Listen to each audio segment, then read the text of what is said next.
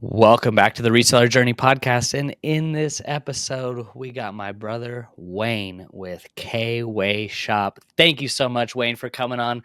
I really appreciate it. This has been a long time coming, and I really just wanted to get your 2 cents on reselling overall, how you got started, and maybe we can equip people with some tools to also start doing this on a full-time basis. First, I just want to start it off and kind of get into your backstory because I really think it could resonate with a lot of people that want to get going full time. Tell us like how you kind of got going, where you were maybe 5-10 years ago, and what got you into reselling first of all. Yeah. Well, first, let me start off by saying I appreciate you having me on. I know you reached out a couple times asking me to come on, and our schedules kind of conflicted, but I wanted to get this done because obviously we have a crowd that likes reselling and a crowd that likes whatnot. And I think both of our heads going back and forth and talking about things can help some people out. So I definitely appreciate you having me on. I'm Wayne and my wife, Kayla. We are K-Way Shop. So that's how we got our name, Kayla, Wayne, and then Shop. And I started this journey 2018 was when I made my first eBay sale. So at the time I was working at the post office and I was looking for a way to make additional income. And the way I thought it was going to be stocks. Like I was watching a bunch of videos on stocks and stuff. And I started investing in 2018. The market was kind of stagnant. So I didn't really make any money for a couple months. And I was like, you know what, this isn't fun. I'm not making any money. I don't really know what I'm doing. So let's try to find something new. And I went back down the YouTube rabbit hole and I came across a couple named Rally Roots, which I think a lot of people know who they are. And they live locally to me. And I watched a bunch of their videos. And at first it was like most people that watch our content, it's like, does this really make sense? Like they're going to a thrift store, they're buying pre-owned clothing that nobody wanted and they're selling it for money. Like that makes absolutely no sense. So I watched all of their videos, like every single one of them that they had. And then I was like, all right, I'm going to do what they told me to do. I'm going to start listing some items in my house first. So I did that and items started selling. And I was like, pre-owned clothing from my pre-owned clothing selling online is kind of weird. And then I went and took that money and I invested it. I took $100 and I went to a Goodwill and I invested in money or invested in some inventory. And within a couple days, things started selling. And I was like, okay, I'm hooked. Like this makes perfect sense. And at the time I was working at the post office, it was a way to make side income. I was able to use it for vacations. I was able to use it to pay off debt. And it just grew and grew. I never was on social media. I just watched a bunch of people that made videos just like we do now. And I was inspired. And I grew my business until I got it to the point where I was able to tell my wife she wanted to quit her job. And I was like, hey, you come into the business and you list this many items a day, we should be able to, afford for you to be able to stay home. She was about to have a baby too, our third kid. So was perfect timing. And 6 months after she did that, our business was booming. We paid off all of our cars. We paid off all of her student loans. All we had left was the mortgage and that was it. And at that time I was making more money reselling than I was working at the post office. And I was like, why am I working at the post office anymore? Like post office is great, but there's a lot of like politics and all kinds of stuff within the office that I didn't really like. And I was like, okay, it's time for me to make the change. And that's what I did. I quit my job at the post office. And at the time I was just selling on eBay, Poshmark, and Mercari, making a full-time income and left and haven't looked back. I think I left almost 3 years to the day. I think it was December 11th of 2021 that I quit the post office. Nice. And here we are today.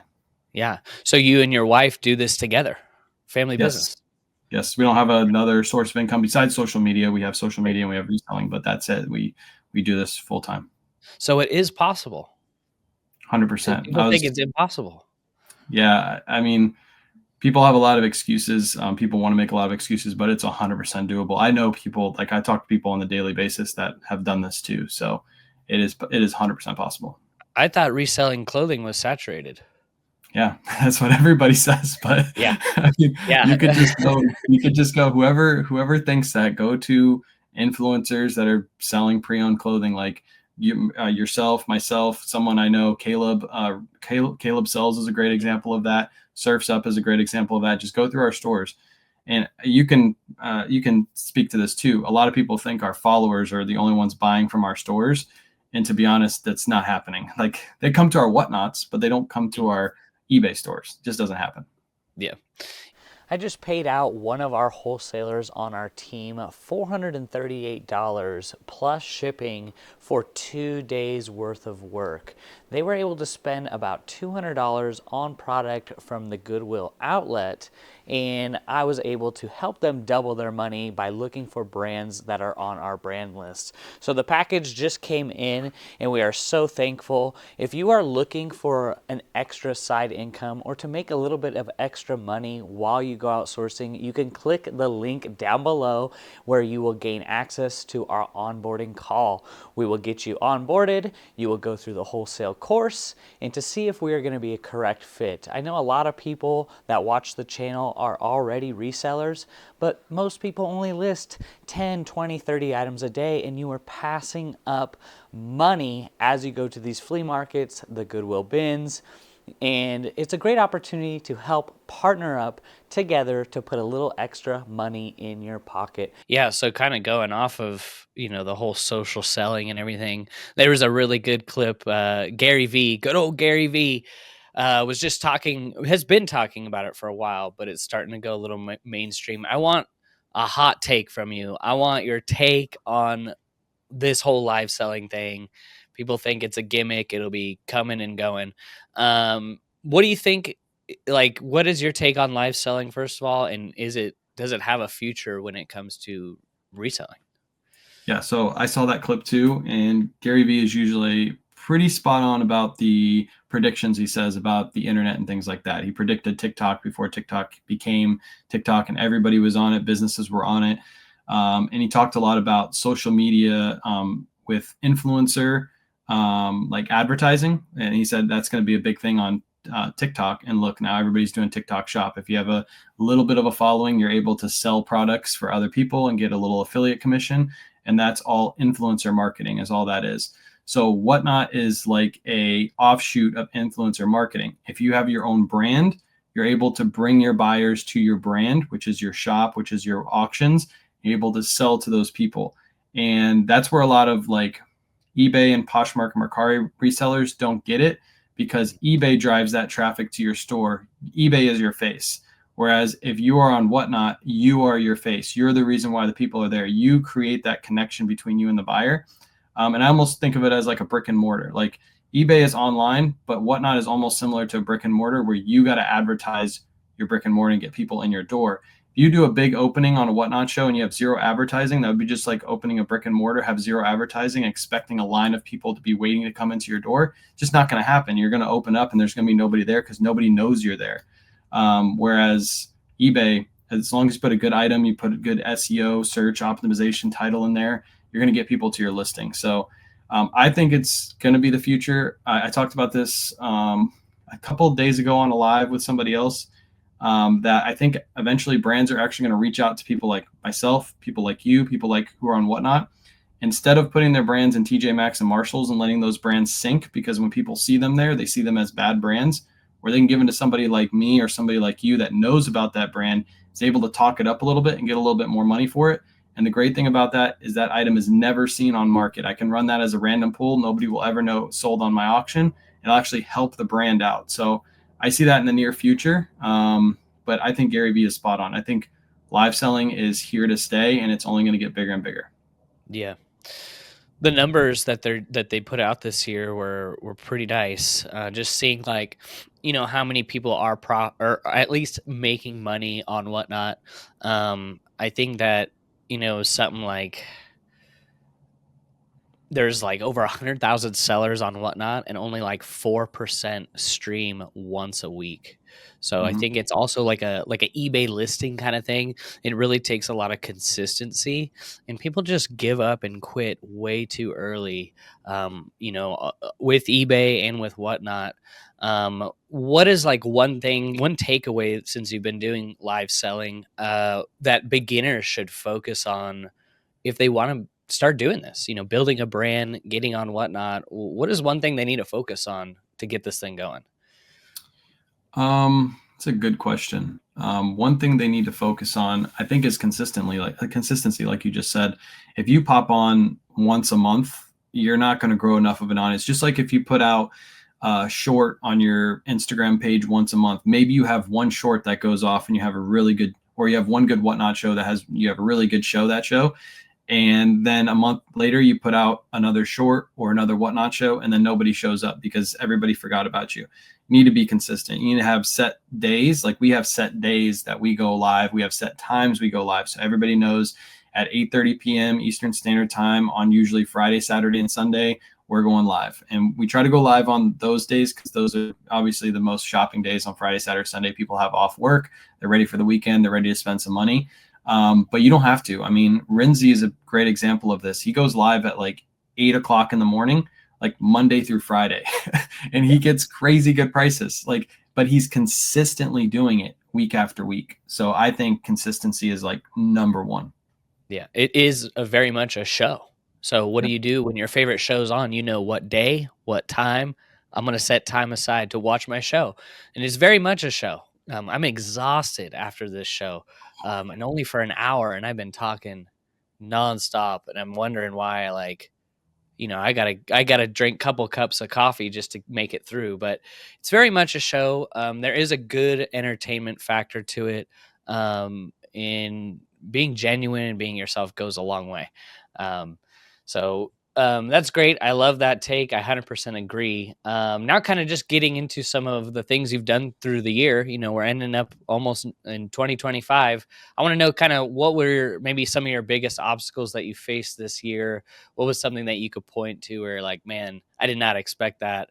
And then how did you overcome that? Yeah, so we started off this year with like a really big challenge, and that challenge was to pay off our mortgage of 130K in 130 days. And I was shooting for the moon for that one, but I did it for a couple reasons. I think I could have done it, but hindsight's 2020. I now can kind of see where I messed up in that challenge. But I also did it for advertising purposes too. Like that got everybody buzzing. I've had people, resellers I've never even spoke to before, were messaging me and saying, "Go for it, you got it. You've got this." And the word spread very, very fast. So it helped to get people into my shows, but we also wanted to try to complete that challenge, and it taught me a lot. It taught me a lot about losing, and I actually enjoy losing a lot more after that challenge, which is kind of weird to say, but I've tried other things throughout this year, and the only reason I tried it is because I failed that first challenge, and I'm okay with failing. And I think that's part of being an entrepreneur is you have to be okay with shooting your shot and missing your shot. And we missed it. I mean, we did good numbers. We had really good, successful pre-owned shows and new tag shows, but we didn't have enough inventory to get that challenge done. So that was my biggest obstacle. After I failed that challenge, though, it took me a couple months to kind of get over it because I really, really wanted to get that done because I want to inspire people and show people like you can do this. If you put your mind to something, you can do it. Yeah. And I stopped really doing whatnot shows for like 2 or 3 months after that. I might have popped on like once a month, but I didn't want to have anything to do with whatnot because I wanted to try to separate myself out from that loss. And then after I made a YouTube video about why I think we failed and hindsight's 2020 and seeing everything that we did. After I made that YouTube video, is a lot easier to get back on whatnot because I was able to voice that I lost. And once I heard myself say it and I watched that video over again, I was like, you know what? I need to get back into this. Like, it's okay to lose. And I've tried other things this year and have kind of failed, but also done okay in them. And I've learned from every single failure. So I hope that answers your question, but I think that's the biggest obstacle we had.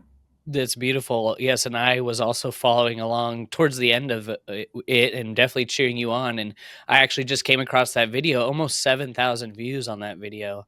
And think about how many people, let's just say 1% of the people take that, what you've learned, and apply it to their own life. It can be life-changing advice, learning from other people's mistakes and lessons that they learn on a so-called failure. It could shift your life because it's all, I love the saying fail forward. And it's Yep. like you learn from the failure, where a lot of people take the failure and they give up completely. They're like, I'm done reselling. I'm going to go back to selling used cars, whatever. And, just take the failure as a great lesson to learn what I could have done better and how can I prepare for the next thing. Because things in life like failure happen to all of us, guys.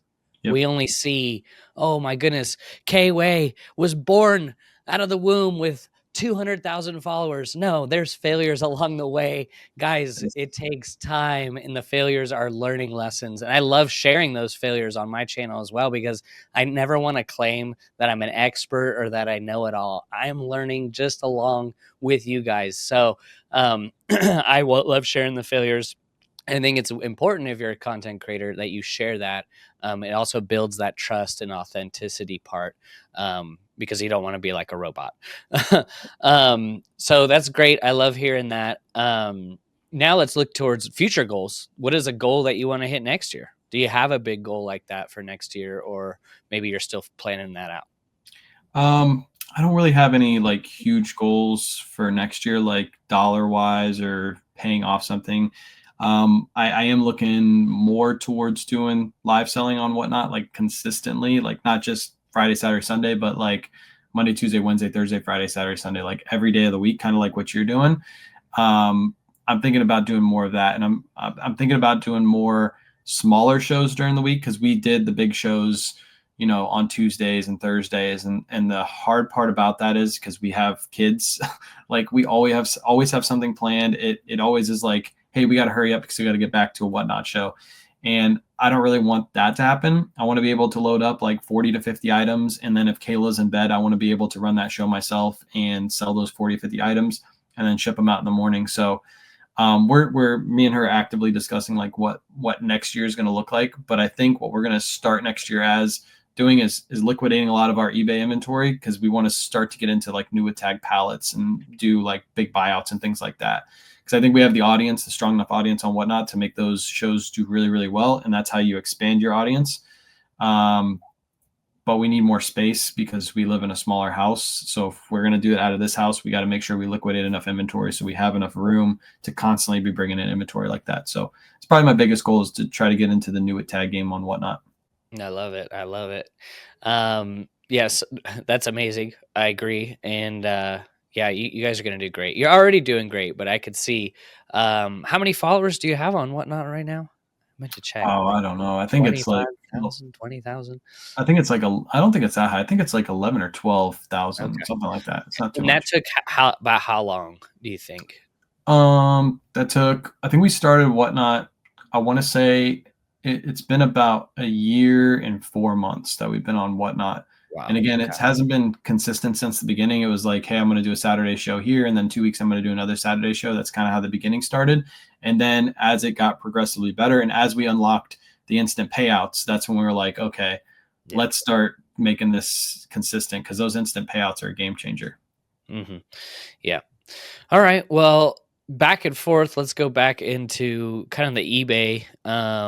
I think people get really frustrated when it comes to selling clothing and pre-owned clothing on eBay. They think you need 20, 50, 100,000 items stored to make this thing really go. What are your thoughts on that? Do you need a huge eBay store to make a full-time income, or can you do well with, say, 1 to 2,000 items and make, 6 figures? Yeah, I think you can do it with 1 to 2,000. That's what we do. We sell 6 figures every year on eBay. We cross list to Poshmark and Mercari, but yeah, you don't need 10, 15, 20,000 items to make it work. You just got to pick up quality inventory. In some cases, you got to be willing to pay up for that inventory a little bit. A lot of people are like stuck at the bins and they're like, hey, I can only pay $1 for an item. So even if something's profitable at $5, they're not going to pay it because they're so used to buying it for $1 at the bins. But you need to learn how to look up like a sell-through rate and things like that. That needs to be key from the beginning. I get a lot of new people coming to my videos and being like, hey, I got this new tag item and it hasn't sold for 3 weeks. And I'll go look at what it is, and it's like a Morona polo. And I'm like, that's not going to sell. It's at Walmart. Like, you can't sell that. And you got it listed almost full retail price, and they sell them at Walmart on clearance for $1 or $2. Like, you're never going to sell that.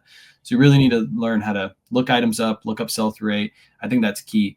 I think when we liquidate our inventory in the new year, we're going to only have like 100 to 5, somewhere between 100 and 500 items listed on eBay at all times. And I'm planning to do somewhere around 60 to 100K next year on eBay with that small inventory.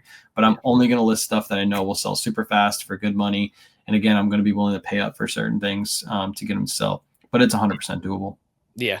What would you say is like just rough estimate? What is a quality item? Because it could range. Some people only pick up 100% sell through rate. And it's like, well, it's hard to find. But what's like a good base to go off, like worth your time to list and photograph?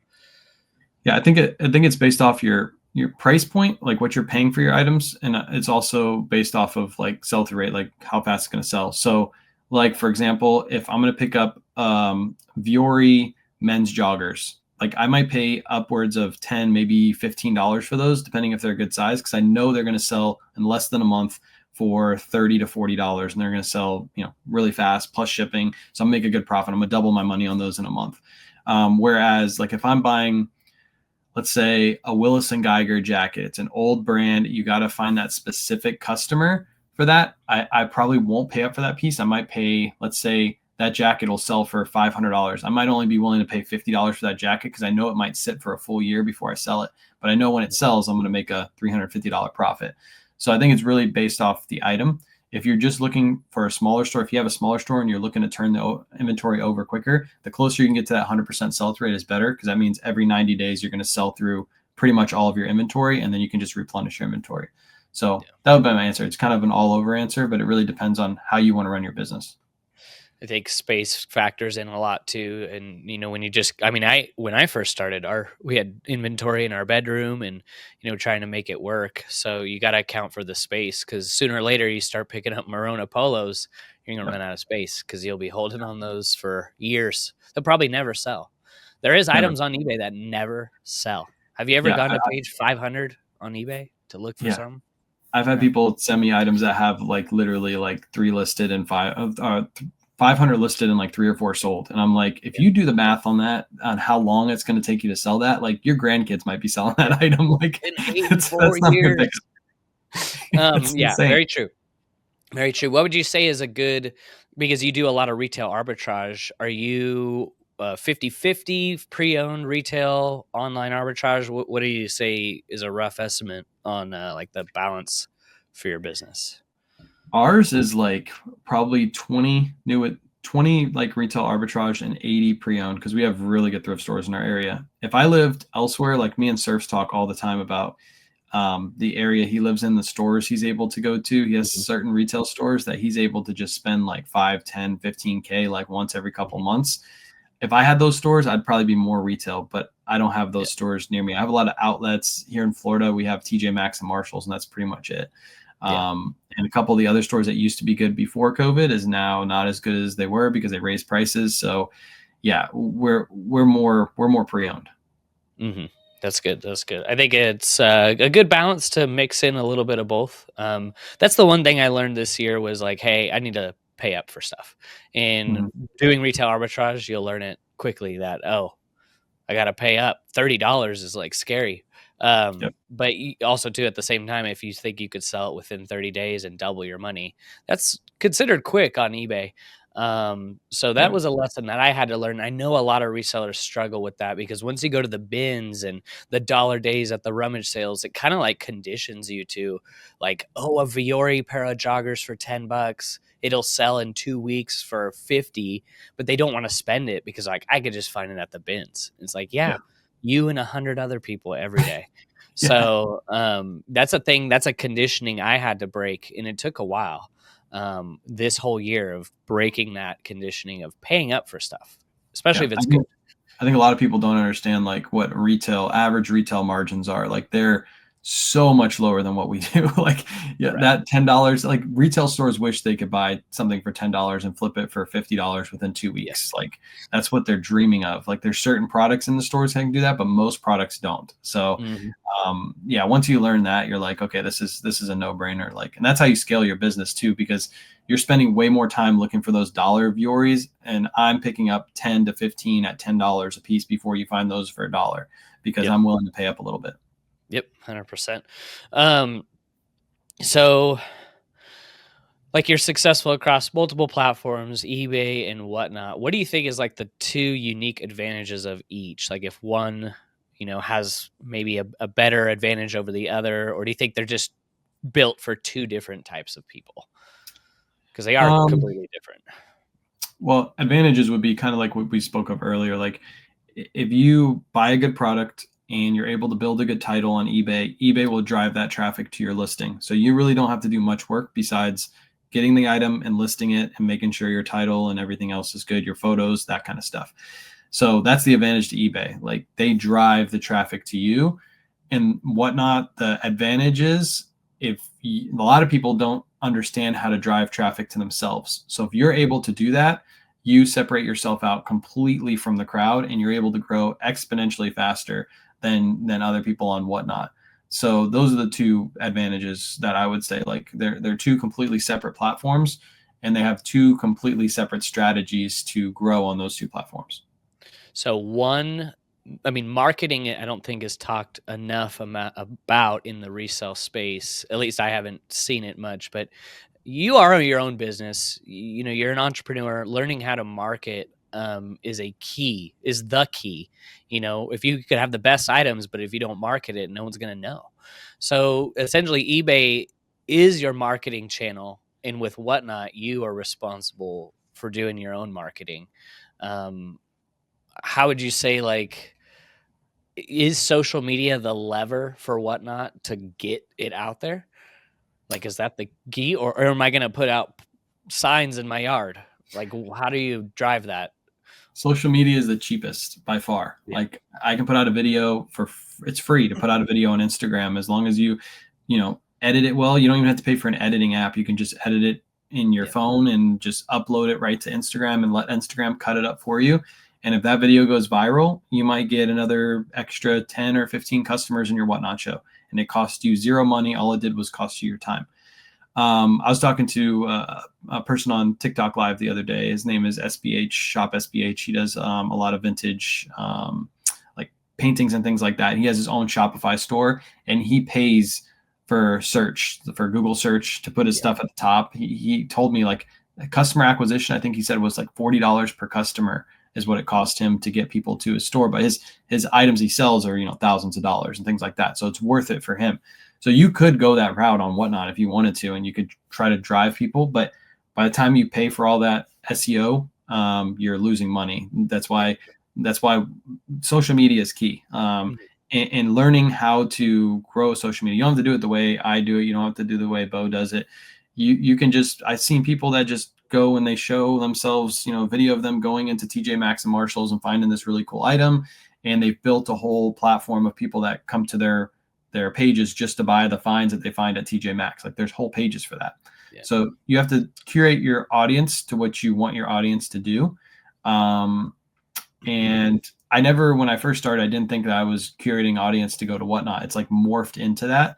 And I think that's going to happen too. You just got to be yourself. And you got to grow your channel to what you want your channel to be originally and be okay with it changing over time as well. Yeah. Yeah, absolutely. Yeah, I'm blown away from like just the reseller niche in general on YouTube. The amount of views a simple yard selling video gets, or a storage. Like I bought an abandoned storage locker, and it's like these things get tons of views. And it's something you could do for fun. Buy a unit, put a GoPro on, do a voiceover, don't even talk or whatever, and that's just a great free way to get it going. You could get a lot of these units for like $5 to $50. So even if you find nothing, it will still be a video and help people learn. Don't go buy units, just for the sake of buying storage units. But that's a perfect example of a video right there. You can literally go into a storage unit, find a whole bunch of stuff, make like a viral, like people understand as they go, like how to make that viral hit. You show like something crazy, like right off the bat, like, oh my gosh, these Jordans, like I found these Jordans. And they go through the whole unit. And at the end of the live, they go, hey, by the way, we're going to auction these all off on Whatnot starting at $1 next Tuesday night at 8:00.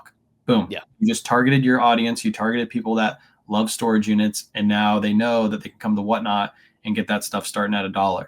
And you have to be willing to, at the beginning, take some time to grow that audience. So maybe the first couple auctions are going to suck and you're not going to make you may make $5 profit. But in a year from now, if you keep at it, I bet you're making thousands of dollars of profit finding those storage units, making those videos. And not only are you making videos off those auctions, but now you're making money off those video views too. So, but it all takes time. It's not going to happen on your first video that you make. Right. Yeah, no, that's a good way. The product's out there. I come across a lot of the time. Where am I finding the product? How are you getting the product? Can you give some like words of advice on how to find product? Like it seems like it's a mystery for most people. It was a mystery for me, but I just think people aren't looking hard enough. Let's talk about like clothing because most of the people that watch the channel are clothing resellers. What are some good tips to like maybe the thrift stores are too high or what are some alternative ways to find inventory? Yeah. So there's so many ways. Like we were talking earlier about how I want to start doing pallets, and there's pallets as a way to get inventory. Obviously, there's a lot more risk because you're paying a lot more for a bunch of inventory all at once. You have to know you're able to liquidate that pretty fast, so you can buy another pallet, and that's how you turn and burn your inventory super fast. Um, but I know people that go to the bins and create connections at the bins, and they say, this person loves vintage, but they don't like Lululemon. So they tell the person like, hey, if you find any Lululemon, I'll buy it off of you. And then they get 3 or 4 of those people at the bins doing that for them. And every week they go and bulk buy a bunch of stuff off of them. And that person makes money. You make money. Everybody wins. I met a guy that I actually met up with this morning. I meet him pretty much every Tuesday morning. Met him at a thrift store. I was literally pushing a full cart, and he came up to me and he's like, hey, do you have like a store or something? And I was like, well, kind of. I sell stuff online. And he's like, oh, well, I have a whole room full of, and he's digging through my cart, by the way. I'm just like looking at him as he's digging through my cart. And he's like, I have a whole bunch of these brands at my house. Like I buy a bunch of this stuff and I just store it at my house, and I have too much now. I have to get rid of it. So did you want to like come over and buy some of the stuff? And I was like, well, I probably won't come over, but if you want to meet me somewhere, like bring a couple boxes and I'll go through them. Yep. And we met at like a Publix parking lot and where the ATM was. So I know I can walk over to the ATM depending on how much he has. And I literally bought 2 full boxes off of him. And he's like, cool. I have another 80 of these boxes at my house. If you want to come over like once a week, I'll start separating this stuff out for you. And just met this connection at a thrift store. Basically, I've trained him to the brands that I like. Like I've passed on so many brands and bought so many brands from him. So now every week he goes out to the thrift stores locally. He hits a lot of the Salvation Armies that I don't hit, and he buys the same brands that I buy, and he brings them to me. I pay him $1 or 2 or 3 more that he paid over the price, and he makes a good profit. It's cash. He's able to take that money and go reinvest and then come back. And I usually buy somewhere between 20 to sometimes 80 pieces off of him in a week, depending on how much he thrifts. Mm-hmm. So that connection was built just being in the thrift store and being willing to talk to somebody about what you do. If you go garage selling, you can do the same thing. If you walk into somebody and they have a bunch of, let's say, Lululemon again, they have a whole bunch of Lululemon, and they're like, where'd you get all this Lululemon from? Oh, well, I work at Lululemon. They give us a whole bunch of extra Lululemon. We're able to buy employee discount, blah, blah, blah. Like, okay, cool. I'll come back once a month or once every 2 months and buy this off of you. That's a connection you can build. You just got to be able to like know your surroundings and be willing to tell people that you're a reseller too. Tell that person like, hey, I'm a reseller. I flip this stuff. If I can buy it off you consistently, you can make money. I can make money. We both win. And then it's just being savvy. You have to get out there and go thrifting. If you don't have any of those connections built, you're going to have to go thrift as much as you can, or you're going to have to garage sell as much as you can to try to build those connections. Talk to employees, see when the best times to come at thrift stores are so you can build yourself a route. But there's so much inventory out there. That's why when I get those comments on my videos, like you're ruining it for everybody else, the thrift stores are raising their prices. I'm like, so why am I able to go to a thrift store every single week and fill up a cart? If the prices are so high, how am I able to do it every week still? Mm-hmm. Prices aren't too high. You just got to figure out how to make it work in your area. Maybe your area, the thrift stores are high priced, but the garage sales are better. So go build connections at garage sales instead of thrift stores. There's always a way to do it. Yeah. If you ever watched the documentary that just came out on Netflix called Buy Now, it will, if you're a reseller, which you probably are watching this, it's going to make you feel a lot better about what you do because this country is built on waste. And if you can't find product, there's no such thing as that because the product is out there, but maybe we're just looking in the wrong spots. Maybe your thrift store is too high priced, but maybe you just need to get a pivot. Like you said, go to the Goodwill outlet, start talking to people. Hey, I will pay you to go shopping. People would love to hear that. That's like music to most people's ears, to pay to go shopping. I just spoke to a couple yesterday, was the same thing. The quickest way is to start going to the bins and talking to people. Don't put your headphones on and get in the zone. Go there to connect, because I guarantee you a lot of the people that are at the bins aren't all listing on eBay. They're also selling to Plato's Closet, to Buffalo Exchange, to other consignment stores for the quick payout. Instead of them taking it to Plato's Closet, why don't you give them cash up front for that product as well? So, I like that. getting Um, over the fear of that is a huge thing. Yeah, I like that you mentioned Plato's Closet. Uptown Cheapskate is another one. I've actually reached out to those stores, and we're working on deals where I can just pay for certain pieces over the price they paid, so like 30% or 40% more, and then they'll have opportunities for me to go once a month or once every 2 months, depending on how much they have. It's a new connection that I'm trying to build, so we'll see where it goes. But that was just a conversation sparked up. When I was in the store, I talked to the manager and talked to them about how I could just come in there and buy from them every month. I have this social media platform where I'm able to sell stuff really fast, and it'll be a good business to business transaction. I saw your post a couple days ago too about how, I don't know if you've been public about this, but it was on your story, so I'm sure you have been, about how you're getting your inventory. You're like you're using a service to like call people in your area or something like that. I saw like a post about that. Yeah, and I just learned that from real estate. Really, it's a volume game to grow and market your business. And the cheapest way is posting on social media. But if you want to actually pay, you can hire VAs. You could have them call lists. You could sort that list from 750,000 to $1 million homes. And all you're saying is, hey, do you have any clothing that's needing to go to donations? We offer a free pickup service. Yeah. Yes or no? It's not going to hurt my feelings. It's either yes or no. Yeah. We pick it up or not. And that's a whole nother topic. We could probably do a whole podcast about that. But that's almost like a clothing recycling company. And there's a company here that runs the biggest West Coast rag houses on the West Coast called Just Portrait. They save about 5 million pounds of textile clothing on the West Coast every year. And they have a pickup service where they are going direct to consumer rather than going to thrift stores or rag houses. They're going right to the consumer, offering a free service, local pickup. They just put it outside and that's it. And then you have to go through the processing, but it's a new thing we're starting. I definitely like curated stuff because, we have been picking up clothes and you might get something you not want, Mhm. baby clothes or whatever. I mean, it's still sellable, but at the same time, there's so many ways to get going. But yeah, I'd love to do a podcast just about marketing and how you could find product. But yeah, there's so many ways. Where there's a will, there's a way, and I think it's just not talked about it enough. And I think Tech and Sports really touched on this really well about a week ago. A video he released where the thrift store is the lowest hanging fruit. Everybody knows about it. That seems to be like the way, and it is a way I think everyone should start, but I think it's not the only way. You gotta figure out how you could do it. And for me on YouTube, just reaching out, mentioning, and you do this too as well for your consignment, is just saying, hey, we're looking for inventory. I'll pay you to find it. Do you want to do that? And it's like you could pay him $20 an hour, $40 an hour, whatever works. But people would love to get paid to go shopping. Yeah. And that's what I've learned over the last 3 months is like, wow, if without mentioning it, there's no way we'd be able to sell 1,000 items a week on Whatnot. I can't source that much. I can't, Exactly. you know? Yeah.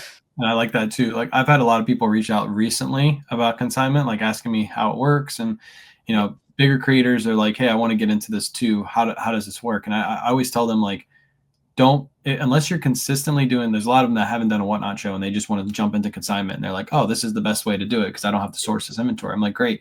You're going to make your consigners mad because they're not going to get good money for their stuff because you're just going to hop on a Whatnot show. Maybe your first show does good, but after that, there's usually a taper off and then you slowly build it back up. Your consignor is going to get mad. You're going to chase them all away. You don't want to do that. You want to start with your own inventory first. And that's what we did. We did not start with consignment. I didn't even think about consignment until my shows were already built up. And I was like, all right, we're doing good money. And I can't get enough inventory, kind of like what you're saying. I'm doing social media stuff. I don't have enough time in the day. So I was like, you know what, I talked to my sister, actually. She came up with the idea and she was like, why don't you do consignment? Like Whatnot's great because you can sell the items and you get instant payouts, and I can pay my consigners out next day, and I don't really have to worry about returns. Whereas if you did consignment with eBay, you have to wait for that return window to end before you could actually pay out your consigner. With Whatnot, you don't have to do that. You just pay your consigner out next day. And I built an established list of consigners, one of which we've done just this year alone. I think last I looked at it was 68,000 in sales from just his consigned items that he sent to me. And he just sends them every week because he has other businesses. He has a full-time job, but he loves thrifting and he finds really good stuff. He knows what to look for. He lists some stuff on eBay, but he's like, you know what? I'm just going to give you the best stuff because you get good prices for it, and I make good money, and I don't have to list this stuff. I just throw it into a box and I give it to you. Like, it's a perfect two heads going together and building the business. That's awesome. Yeah, it's out there. Consignment's out there. You can do it, but please don't do it right away. Like, you don't make your consigners mad. I actually get more mad, not mad, but I get upset at myself if a consigned item sells for less than my own items. Like, I would rather them get more money than me get more money for those items because I want to make sure they're happy and they come back and do more business with me. So yeah, consignment can be great. Yeah. And just a side note, one of the biggest clothing consignment companies in the world is ThredUp. And I don't know how much profit they made, but they did $300 million in revenue this year. Yep. So didn't have to source any of their own inventory. It literally gets dropped off at their business. They have employees list it for them and they just sell it. It's great. Yeah. So the inventory is out there. You're saying there's a chance. Okay. That's awesome. There is a way out there. And it's I mean, I'm learning so much just talking to you, how you go about the process. I love it. Now I kind of want to shift more into social media. You are absolutely crushing it. I'm just super inspired. 62,000 followers on Instagram, 167,000 followers on Facebook, which is slept on. Facebook is good. 108,000 followers on TikTok, 17,000 subscribers on YouTube. Wow. With such a large social media following, how do you like balance creating content within like your resale business? Is it separate, or do you like have a schedule? What does that day to day look like? So I left the post office to not have a schedule. I hate having schedules. I try to stay as consistent as I possibly can. So like I try to upload like 3 to 5 videos a week, just short reels. And I've learned over the last like couple months, like they don't have to be full thrifting reels. I can put out a 15-second reel of me just finding one item, doing a quick hook in the beginning, even if it's just words. I don't even have to voice it over, and getting those views on that video and getting people interested in my business. That's why you'll see a lot of my reels, especially on Saturday mornings or Sunday mornings. I'll put out like I left my job 3 years ago or 8 years ago, whatever, to pursue this passion of reselling. And it'll be a quick little video with the music in the background, but it's meant not for my followers. It's meant for my new followers that are coming in that see that and get inspired. So I've learned that they don't have to be like, longer posts. They just have to be intriguing for like a natural person that's watching videos on reels, and they just stop at yours and it's like, what is this about? They click on it, they go through it, and they follow you.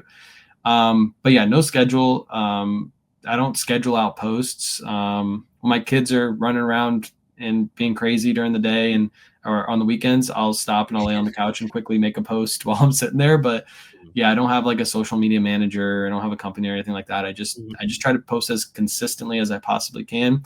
The way I actually built my audience, I don't know if that's going to be a future question, but the way I built my audience is I started on TikTok. I was posting videos and I started going live on TikTok. Just randomly, I was like, you know what, tonight I'm going to go live. And after that first live, I only had like 5 or 6 people in the live. I slowly built it over time. But I consistently went live and listed eBay inventory every single night for over a year. And I think I took 1 or 2 nights off. Every single night I was live on TikTok for an hour to 3 hours. And I built what I like to call sticky followers, people that'll come back to you every single week, see what you're doing. Not that one person that's going to watch that one video, is intrigued by that one video and never comes back. I have like really like a core audience of people that love what we do, love our family, love our thrifting, love everything about us, and they'll come back and watch all of our stuff. So I would say that's like really key. If you can get in front of the camera, especially if you're interested in doing Whatnot and you want to do social media, do some lives. People really connect with you when you're on live, different from what they can do in your videos. But yeah, consistency is key with growing social media, just like consistency is key with growing Whatnot. Yeah. So you don't need to post every day. You just need to be, top of mind, right? Yep. Yeah. Like, I haven't posted anything today. I probably yeah, will by the end of the day, but I haven't yeah. posted anything today. Well, let's chop it up, get some reels going. Yeah, no, I agree. I agree. Top of mind, attention is the currency, right? And if you put out good, authentic, nothing crazy, like unrealistic, and that's the good part about your content. It is very real. Like, walk into the red, white, and blue. This is what I found. This is what I paid. This is what it sells for. Have a Yeah. great day. It's not like, oh my goodness, I found this Gucci bag. You know how many times I found Gucci? Once.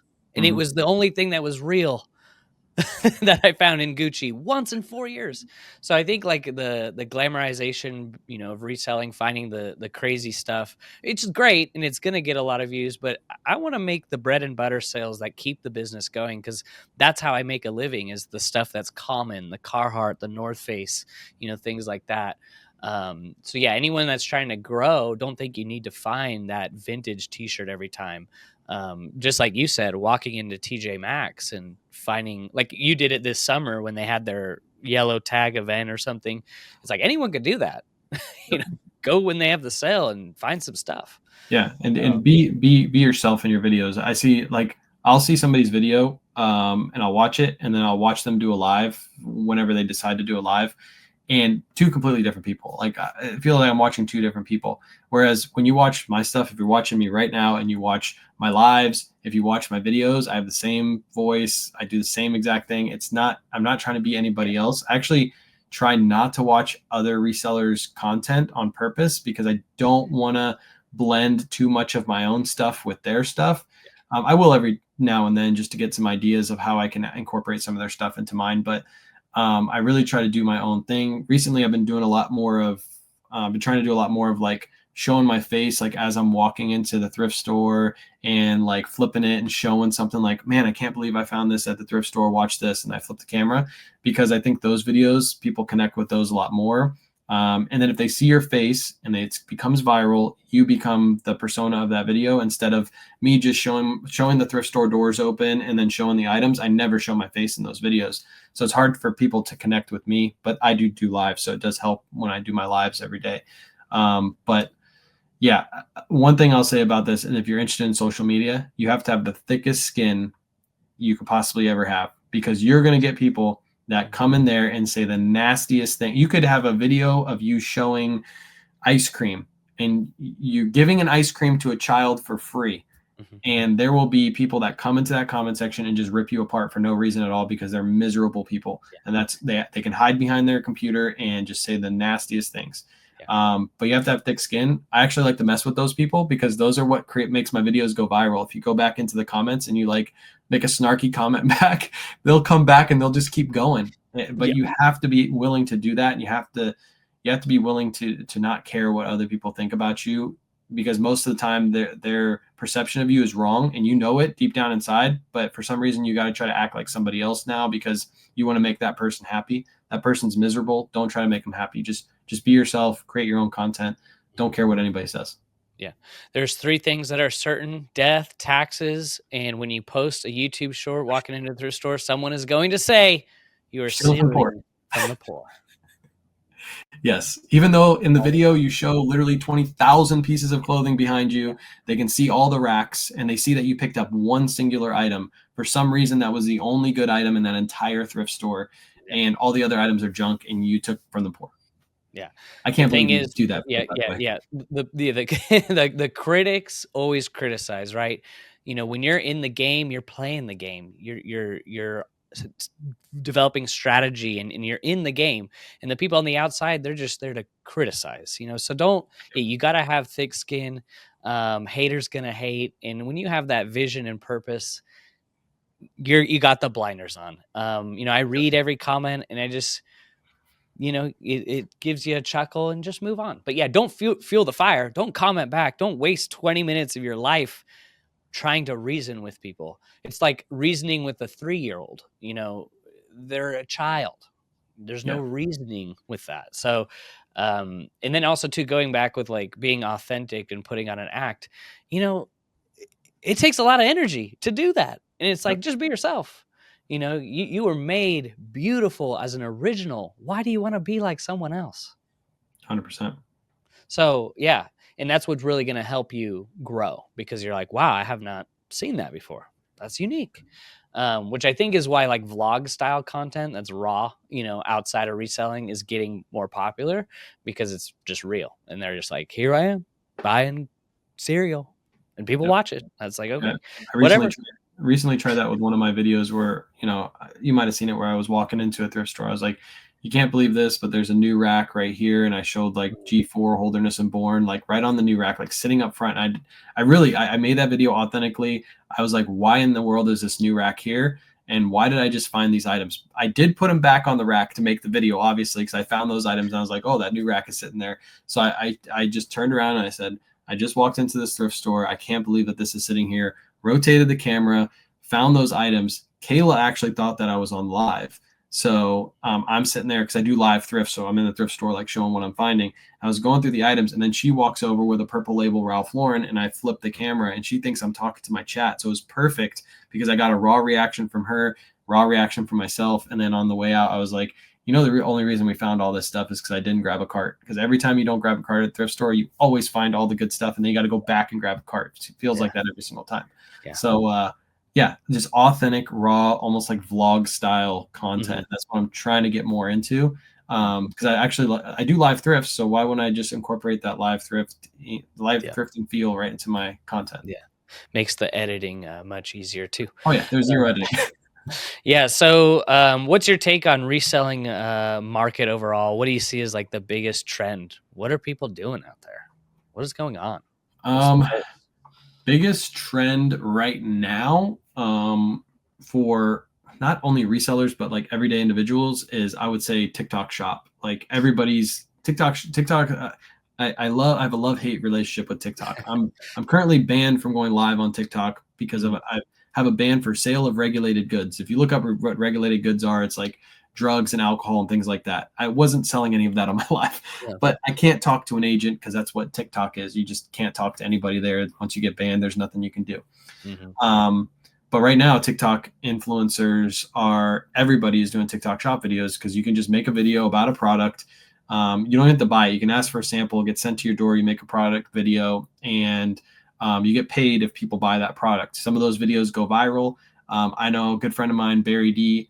In the last, I think it's like 5 to 6 months, he's made over $100,000 selling on TikTok Shop. Literally products that he's doesn't buy, they ship it to him now because he's so successful. These product companies want him to make videos, and they're the most simplest videos ever. And now that TikTok's getting banned, I actually just talked to him yesterday in a group chat about making the same kind of content, but for Amazon affiliate. Because if it's working there, it'll work on Amazon affiliates. And also doing like YouTube, like 5-minute tutorials about a product and making a quick video about it. It doesn't have to be, edited great or anything. Just make a video, be funny, be authentic. He sells leggings, women's leggings. He'll literally put the leggings on and turn around and show the leggings, and he sells them to women. Like he's a genius marketer. Like he can make a video like that on YouTube. It goes viral because it's funny, and he sells a bunch of leggings, right? So that's where a lot of people are right now. And a lot of resellers have moved to that because it's really easy money. I've made a couple of those videos, but I try to stay away from it because I see that as working for a very small period of time while it's working right now. Once TikTok goes away, it's going to be a lot harder to make those videos for those certain individuals. Whereas if I just stick to my lane and do a lot of live selling, which I think is the next biggest thing, then in 2 or 3 years, I won't regret not doing that, what they're doing right now with TikTok Shop. I'll actually be like, hey, I'm glad I built this online business because I don't think live selling is going anywhere. I think affiliate marketing is going to get harder, but live selling is going to get much easier. Yeah. When I read on Black Friday stats, the TikTok shop did 200 million in sales that day on Friday. Wow. Yeah. There's people that are doing great. Definitely different, but I have emails all the time. Hey, test my product. And it's the abundance of how much, they want user generated content, right? So they're going to send you the product for free. And sometimes it can be $100, $200 product. So there definitely is money to be made out there. It is just different, but I see that trend as well. Seems like I see a video. I don't even watch the content, and it's showing up on my YouTube feed. Yeah. How I made 90K on TikTok Shop in 3 months. You're like, I mean, it's interesting. Yeah. But yeah, I think it opens your mind to, if you're an entrepreneur at heart, there's multiple ways to make money, guys. Yeah. So that's great. That's great. I love hearing that. So could you share like any specific examples of how you've used your social media presence to drive sales to your whatnot? Because I know you're not every day, hey, come to our whatnot, come to our whatnot. Is it just as simple as people see your content and then they kind of like click around on your profile, or like are you mentioning it, or how does that work? Yeah, so good question. When I first started Whatnot, the way I drove traffic was actually TikTok. So I'd go live on TikTok and be live on Whatnot at the same time, and that was acceptable until TikTok Shop came around, and then they started banning people for showing live selling. But that was a great way because TikTok lives are better than any other platform. If you go live on YouTube, right now it's getting better. They're starting to turn more into the TikTok live, where if you use your phone and it's in portrait and not landscape, you'll get more people coming in because it ends up on the shorts feed. But originally TikTok was the best for this. Like I would go live and TikTok would randomly shove 200 people into my live, and then those people would trickle out, and then 30 minutes later another 200 people. It's just like you hit the For You page and you just get shoved with people. And then when I saw the numbers going up while I was live selling, I'd be like, hey, like somebody would say in the comments, like, how do I buy this? Like, I want that. I'd be like, go to my link in my bio, go sign up. You get $15 to spend for free. Come on over to Whatnot. You can, if you get there before the end of the show, you can use that $15 today. And I would just get referral after referral, people funneling in. It was crazy good. And then TikTok stopped that. We all started getting, warnings and bans because of that. So then, that's about when I started growing my Facebook. And you mentioned this earlier that Facebook is slept on 100%. Most of my buyers, I think if I had to guesstimate, I think somewhere between 60 to 70% of my buyers actually come from Facebook. And that's just from making Facebook posts or story posts with clickable links so they can click and get their free $15 and come over. There's a lot of, there's different demographics on each social media platform. So TikTok is usually kind of younger, whereas Facebook is a little bit older. And what's great is older people have more money to spend. So when they see something they like, they'll come to your show and spend the money. And then older people do like, I've seen, because I'm around older people. I was around older people when I was working at the post office too. They love to see like ambitious younger people like doing work and working hard. So they want to come support that. And I've seen that a lot in my followers and the people that buy from me over on Facebook, from Facebook onto Whatnot. So yeah, it's no lie. Like I'll do a live shipping in the morning where I'll just talk about eBay and how to grow and all that. And at the end of the live, I do a little spiel like, hey, this weekend we got this, and this going on. Make sure you go bookmark shows, blah, blah, blah. So that's the only way I funnel. And then of course, day of, I put out story posts, like kind of showcasing some of the items that we're running. And then, also like picture posts. So I'll like grab an item, like, let me see what we got over here. This is all consignment that came in, but I'll like grab like a Johnny Was really quick, and I'll be like, hey, there's a Johnny Was piece in tonight's auction. We're running this at $10. You guys know what this goes for. It's a 2X Johnny Was. Can't go wrong with that piece. And like I'll funnel people in that way on my story posts and my regular posts. But yeah, that's pretty much it. I don't go crazy with it. I try not to fill my feed with Whatnot stuff because people don't really want to see that too much. Mm-hmm. So I kind of try to hide them in the story posts, and the rest of my feed is all like reseller content. Mm-hmm. No, that's beautiful. And just from what I've experienced, versus not promoting a show, you're definitely going to get a lot less people in the show. It's just, you can't rely just on the Whatnot, algorithm to push your show out, especially if you're just starting out. You could even pay to promote your show, which I've messed around with, but I just spent $30 on a Facebook ad promoting our show. Actually using that credit, the $15 credit, I had 9 signups, right? Yep. So I spent 30 and I get 5 for each sign up. So I made $15 for promoting my show using Facebook ads. So I'm like, that's a little hack there for anyone that wants to get going. So yeah, the power of Facebook. I think a lot of people just think it's like boomers and it's over. But yeah, I mean, I also made a reel like 6 months ago. I checked it and it said I got $17 payout. I got a 500,000 views on just a dumb reel about going to the thrift store, whatever, and 500,000 views. And I'm like, wow, okay. So I started being more active on Facebook. Yeah, so it's just leveraging the power of social media to get going with live selling. Yeah. Well, very good. What tools, are you using any tools? I know you used to talk about like auto posture a lot. Like, do you think that's a good way to go about to start spreading yourself out rather than just focusing on eBay? Like, what does auto posture offer, that others don't? Because people hit me up all the time. Vendu, list perfectly. What are your thoughts? Should people Yeah. use it? Yeah, so auto posture, I've been offered to push basically every cross listing service, even new ones that are coming out. They're like reaching out to me and like, hey, push our platform. And I've always been the type of person that I won't push something unless I know that I will use it in my business. I don't want to lead people to like, an empty pond and be like, there's water over there. And they get there and they're like, well, K-Way told me there's water over there, but there's no water. So I've been reached out by plenty of cross listing services. The reason I push auto posture is because it is the best, like 100%. It's easiest to import your inventory to. I know with Vendu, you can import some of your inventory right away, but then other things, it takes you a while to get everything in all like next to each other looking nice.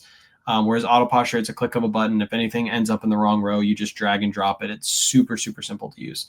And then now with sales analytics, one reason why Vendu people weren't coming over is because they didn't have any analytics. And now they have sales analytics where you can go over all your sales data for the year. Next year, I'm literally not going to use a spreadsheet for eBay, Poshmark, Mercari, and Depop. I'm going to let auto posture do it all for me. Yeah. And that's like a perk you get. It doesn't cost any more. It just got added on when she integrated it. And she is Neha. I always say she because Neha is somebody I talk to regularly. And then cross listing is easy. Sales analytics is easy. And it's like Vendu doesn't have a Posh bot, which is crazy to me. But auto posture does. Like it'll share your closet for you, follow people back. And then it does auto delist and relist on eBay. It's called recreates because what it does is it actually delists your listing for you. And then it creates a brand new listing for you. So it has a brand new item ID and it does that in the background without a computer running. If you set it and forget it, it lets it do it. And it does the same thing for Mercari and Depop. It also sends out offers on all those platforms. So with all that, it is the only platform that has all of that. Like platforms have pieces of that that go in their platform, but like for example, Vendu doesn't have a Posh share tool, so it has an app, but you just go on your phone and you go on the website to auto posture and it works exactly the same as their app does. Yeah. So there's no real benefit. But I see auto posture. She's really good about creating new stuff. She's really good about listening to the community, and they're really good about customer service. So if there's any issues, you just reach out to them and they take care of it for you. And I think auto posture within the next year or two is going to be in the same conversation as Vendu and List Perfectly because they're like the top dogs. But I see auto posture coming up and being like the very top because of how good she is at creating what she has created. So yeah. Where I'm at. Yeah, I've used Vendu, List Perfectly, and Auto Posture, and Auto Posture is the only one that actually got the auto delist thing down, where you didn't need to keep your computer on, or it's all. I think it's on the cloud, so you don't need to have it like running in the background, because that's a scary thing when something delists or doesn't delist and you sell it on eBay. You get a few of those and you start canceling eBay orders, your eBay business is done for. They will not like you for canceling for out of stock options. So that's the one thing with auto posture. I think it's like I paid for this $80 a month plan and it's got everything. It has the sharing bot so no more posture VA. You could just use it all in one. People ask all the time and I recommend auto posture, and I'd only been using it for 6 months. So I actually thought about making a video on YouTube going over each one and being like, not leaning towards auto posture at all, just being truly authentic about each one of these. Cause there's 4 big ones. It's eBay or not eBay. It's auto posture, it's Vendu, it's List Perfectly, and it's Prime Lister. Those are the 4 that I hear all the time. So I'm thinking about making that video and just showcasing all the functions and showing like how Vendu works and what Vendu's missing, how List Perfectly works, because I used to promote List Perfectly before Auto Posture came out. So I know how List Perfectly works. I show everybody how that works. Show everybody how Prime Lister works, what they're missing, because they're missing a ton too. And how Auto Posture works, because Auto Posture is missing things that others are missing, like it's missing an app, right? So it's missing as many platforms as List Perfectly has. But the reason why Auto Posture works for most people is because most people aren't listing to Etsy. Most people some are listing to Facebook, but most aren't listing to Facebook. It's like the big four: eBay, Poshmark, Mercari, Depop. So yeah, I've thought about making that video. If I ever have an extra 24 hours in a day, I'll do it. Yeah, it'd be good to in evergreen content too, because I think that those are going to be the top 4 for a while. Yeah, I wonder. Side note, I wonder how, and I've always thought of this too. Just taking your eBay store and just creating a Shopify store and then driving traffic to. I wonder how that would perform. Like your That's return hard. on ad spend. Yeah, That's hard because I mean I've tried the District app. I created my own platform on District, and I try to drive people to it. And it's just you have to adjust your content completely to like a sales content to try to get people to there. And I yeah, really want to try to avoid that. You have to make like a whole separate page and grow like a whole separate page. And again, nobody has enough time to already have an established page and then like try to like grow a whole new one just to drive traffic to a Shopify. right. But for most of us, it doesn't make sense. Yeah, yeah. It's unless you got a lot of money and time saved up. Yeah, Yeah. it makes sense. It makes sense. Um, Now I want to just look. I'm a very forward, future thinking. Where are we at in the future? Maybe this is a little too far out, but 5 years from now, are you still reselling? What are you doing? Or what are maybe some other potential business ideas you'd like to get cooking on? Yeah. So I think I'll always be reselling to some extent, even if I have real estate and I'm good and I don't need to work. I think I'll still stop at a thrift store every week and like see what they got. And like if I see something that I can buy for $5 and sell for $100, I'm gonna buy it and list it on eBay because I already have that. It'd be like like a football player after they retire, never picking up a football again and throwing it. Like they're gonna throw a football every chance they get. So that's what I'm gonna try to do. But I think down the road, I'll definitely be getting into real estate. I don't think that's 5 years down the road. I think it's longer than that.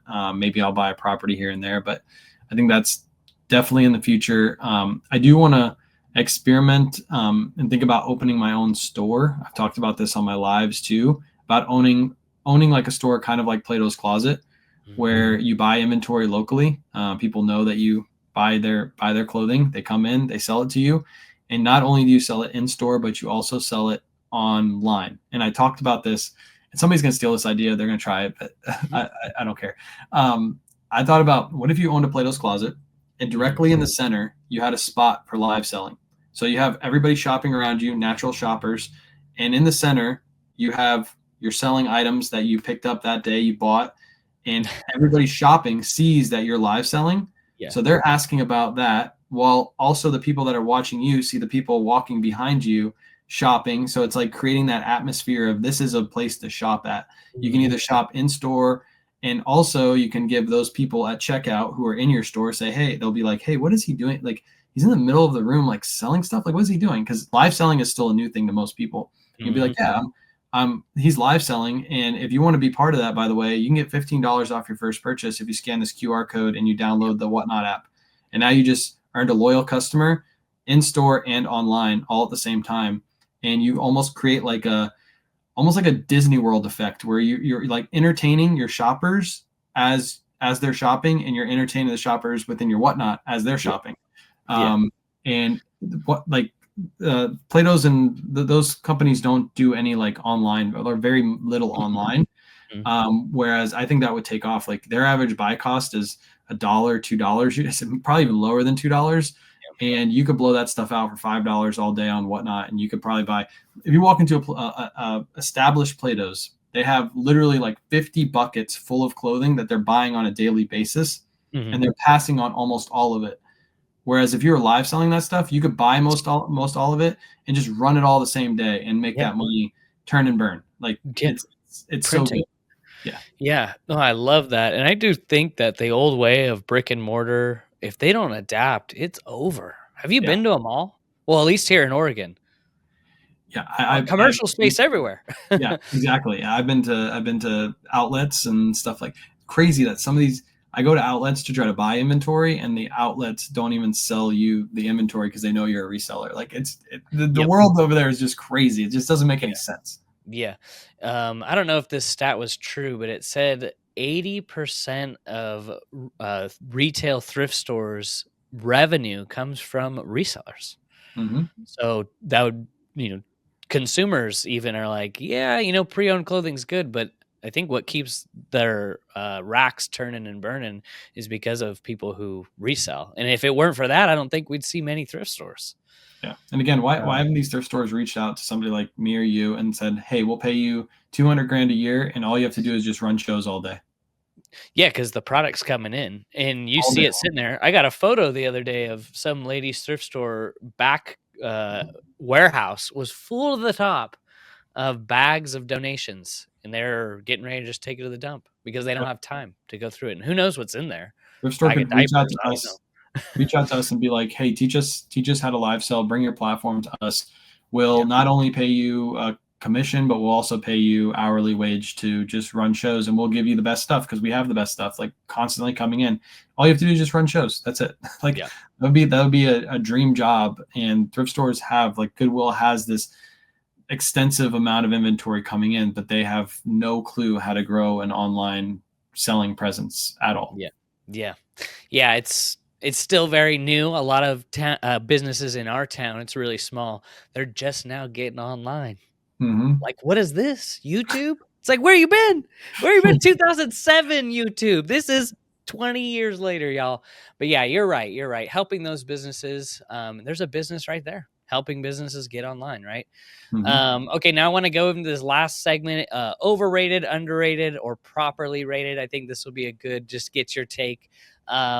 This one's really good, and I think it's still so underrated. But what is your take on resellers sourcing on Whatnot or other live platforms? Do you think that that's underrated, overrated, properly rated? Do you think it's not talked about enough? I don't know. I think it's like you were saying. I think it's underrated. I don't do a lot of it myself because I don't have time to go into people's shows. But for example, like you mentioned earlier before we got on, like I rated you yesterday because I saw some of your items selling for a little bit lower than what I think they should be selling for. And those people, and you probably see it all day, that are buying in your lives are resellers. They're literally buying inventory and then they're going to flip it themselves on eBay. And it's a way for them to sit back at 8 o'clock at night, and thrift stores are closed and they still want to be able to buy some inventory because they got some extra money to spend in their inventory accounts to spend money on inventory. So they go to you and they buy stuff off you, and people do that on my shows. I recently got hit a DM from a person that bought a double RL Mm, down, brand new with tag jacket, retail for $1,400. They bought it on my Whatnot for 350, and they sold it for 670 in less than a month. So that person, yes, they paid up for that item because it was worth that pay up because it's a double mhm. RL. It's a crazy piece. But they made like $200 to $250 in less than a month off my auction, and I was like, "Let's go! Like that's awesome." It was also consignment, so it doesn't really hurt me that it sold for that. But Mhm, that's proper. That's a proper Whatnot price for that item. mhm. Um, but there's other smaller streamers that are just starting out that want to build that audience, and they want to start building it with resellers that'll come in on a weekly basis or a monthly basis and just buy a couple items here and there. That's how you start your audience. So I think it's underrated. There's tons of opportunity. Yeah, for sure. Yeah, I think everyone in our show is resellers, which is great. I love providing the best that I can find. So I love it. I love it. Appreciate shout out to all y'all that come into the show. I mean, I always tell them I can't do it without you. Like, am I going to be streaming in front of two people? Probably not. Mhm. So I appreciate everyone that comes in. Okay, a couple more quick, and then we'll let you go. So like listing every day to keep the algorithm happy. You hear that over and over and over again. Do you think that listing every day is going to keep that algo happy? Do you think that's overrated, just talked about too much, underrated, or properly rated? What's your thoughts? Give me a hot take. Um, I think it's I think it's properly rated. Um, I think listing every day is good. When I first started, I listed 5 to 10 items every single day, every single night. If I didn't have inventory on the way home from the post office, I would stop and get some inventory so I had something to list that day. Is it 100%? Is it going to kill your business if you miss 2 or 3 days of listing? No, it's not. You're still going to sell stuff. But I would say try to be as consistent as you can. A consistency in any business is going to help your business grow. So I think if you're able to try to list every day, it doesn't have to be 25 items every day. It could be 3. But just try to get those 3 done. It also keeps you active in your business so you can, help put out fires that might start up later on down the road. You're able to see those fires before they happen because you're active within your business. And I think eBay likes that too. Is the algorithm like looking if you're logging on every day and replying to customers and putting out listings? I don't know. Nobody knows. Just try to do the best you can in your business. Try to be as active as you possibly can. Yeah. I've always said, you don't need to post every day to make sales, but does it help? Absolutely. Just from what I've been doing for 3 years, 4 years on eBay, the days where I haven't listed, I, see slowly the impressions go down, less sales, but it doesn't necessarily need like, oh my goodness, I missed a day. It's okay. Mhm. It's okay. Yeah. Yeah. Well, very good. I want to just hear your thoughts on like maybe some last words of advice for people that, I came from a 9 to 5 as well. People that are really trying to run their own business. What do you think is some good advice for them to focus on to actually make this thing real and become a true reality? It's a good question. Trying to think. What should they focus on? Well, we've talked about consistency a lot, so I'm not going to get too deep into that. I think you need to set yourself some sort of goal, especially if you're working at a 9 to 5 job. Like, what are you trying to do? Are you trying to pay for extra vacation every year? Are you trying to pay off some bills every month? Are you trying to make enough to pay your car note off? Are you trying to make enough to pay off your credit card loan so you don't have any credit cards anymore? Like, what are you trying to do? And that'll tell you like how much work you need to put into the business.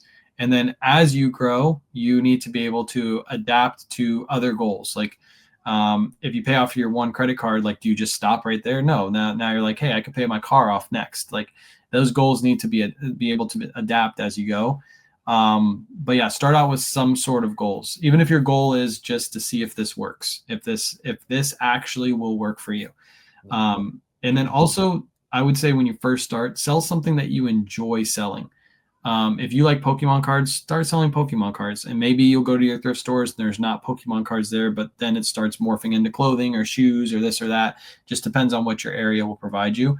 But I would start with selling something that you actually enjoy because that will make that online selling experience enjoyable. Because listing items and creating listings and things like that for most people aren't enjoyable. It's the actual sale and the actual finding of the items that's the most enjoyable experience of it. So I think those 2 things are things that people should focus on. And also watch as much free content online as you possibly can because there's so much out. I've never paid for a course. I don't know if you've ever paid for a course, but never, ever have I paid for a course. Everything has been hand learned, and be willing to share your experiences online too. Again, people hate it that people share what they find at thrift stores because they feel like they're destroying it. But I wish I would have started sharing from the beginning because then people wouldn't be able to say like, oh, you got to this point out of nowhere. Like, no, they didn't see the grind for the couple of years beforehand that I actually put in the work. So be willing to do that from the beginning. That's okay to do. And yeah, we talked a lot about creating a face for your business. I think that's key. A lot of resellers miss that. They're just a name with one picture on their social media and they're just showing pictures of their sales. But show your face, like let people connect with you. I think that's big too. Mm-hmm. Yeah. A teacher does help, but also you don't need a teacher to learn. That's my hot take of the day is that, you got to have the passion to learn. No need to spend 10 grand on a course for something that you can learn for free. So yeah, leaders are lifelong learners. So just have that passion for learning, apply what you're learning, see if it works for you in your business, and then go from there. So if people want to learn, Wayne, where could they learn from you? Maybe get a good glimpse of some of your live shows. Where can they find you at? Are you K-Way Shop everywhere? I'll put Yeah. links to his channel down below for you guys to easily get access. But how can they find you? Yeah, so it just depends on where they are. We're K-Way Shop on pretty much all platforms: Instagram, Facebook, YouTube, TikTok, same on Whatnot, Kway Shop. So if you just type in Kway Shop in Google, it'll have all the social media platforms that we're on. And we try to do lives almost on a daily basis. Usually we do lives 4 to 5 days a week, shipping out orders in the morning. So you can come there. I'm an open book. You can ask me basically any questions. People have even asked me for my numbers before, and I just flip the camera, show my numbers, and show like what we're doing on Whatnot and things like that. So if you're curious about that kind of stuff, feel free to come to lives, ask questions. And I love doing lives. So that's the best place to see me at. So usually it's in the morning around like 11 a.m. that I'm live, Eastern Standard Time. But yeah, I appreciate you having me on. Yeah. Hop into it, shows y'all, ask questions. Appreciate you, Wayne. I learned a lot personally. I really look up to you. I look at your content. I'm like, man, this guy, 3 kids, a family, juggling it all is a great inspiration and should be for a lot of people watching. You know, if you want to start a family business, go watch Wayne's channel. How is he doing it? I appreciate you, man. We'll have to have you on again, maybe sometime next year, just to check in, see how you're doing. Of course. All righty. Have a good one, guys. We'll see you in the next one. Be blessed. Bye-bye.